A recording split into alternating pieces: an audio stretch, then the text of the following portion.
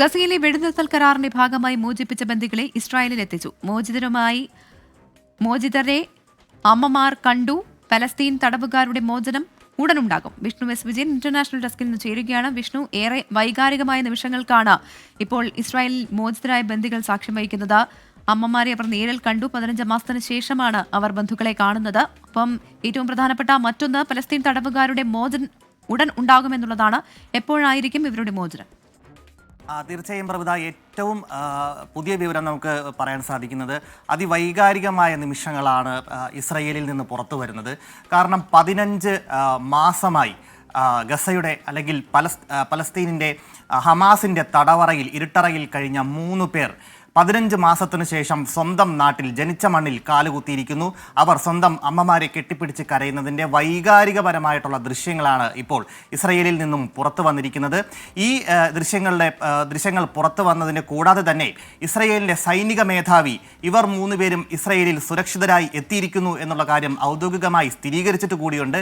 ഞങ്ങൾ ഈ 3 പേരെ, ഈ 3 പോരാളികളെ സ്വാഗതം ചെയ്യുന്നു എന്നാണ് ഇസ്രയേലിൻ്റെ സൈനിക മേധാവി ഔദ്യോഗികമായി വീഡിയോ സന്ദേശത്തിലൂടെ അറിയിച്ചിരിക്കുന്നത്. ഒരു പുതിയ ചരിത്രത്തിന് ഇവിടെ തുടക്കം കുറിക്കുന്നു എന്ന തരത്തിലാണ് ഇസ്രയേലിൻ്റെ ഭാഗത്തു നിന്ന് വരുന്ന പ്രതികരണങ്ങൾ ഉണ്ടാകുന്നത്. അതുമാത്രമല്ല, വെടിനിർത്തൽ പ്രാബല്യത്തിൽ വരികയും അതിനുശേഷം ബന്ദികളെ മോചിപ്പിക്കുകയും ചെയ്തതിനു ശേഷം ഇവരെ 3 പേരെ തിരിച്ച് നാട്ടിലെത്തിച്ചതിൻ്റെ സന്തോഷത്തിൽ ഇസ്രയേലിൽ ആകമാനം ആഹ്ലാദ പ്രകടനങ്ങൾ നടത്തുന്നുണ്ട്. അതുമാത്രമല്ല, ഗസയിലും ഇതേ സ്ഥിതിയാണുള്ളത്. കാരണം 95 പേരെ, ഈ 3 പേർ പോയി കഴിഞ്ഞു. ഇനി തിരിച്ച് ഗസയിലേക്ക് ഈ 95 പേര് തടവറയിൽ കഴിയുന്ന, അതായത് ഇസ്രയേലിൻ്റെ തടവറയിൽ കഴിയുന്ന 95 പേരെ തിരികെ വിടാനുള്ള സമയമാണ്.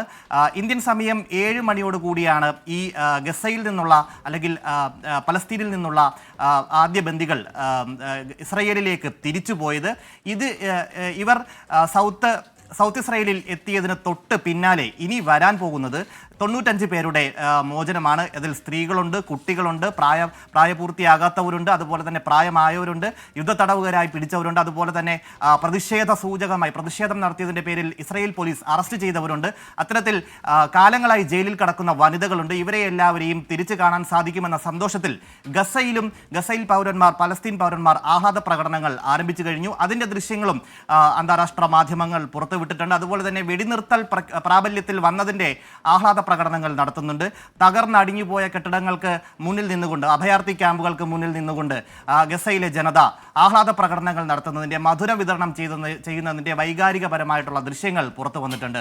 പ്രവിധ.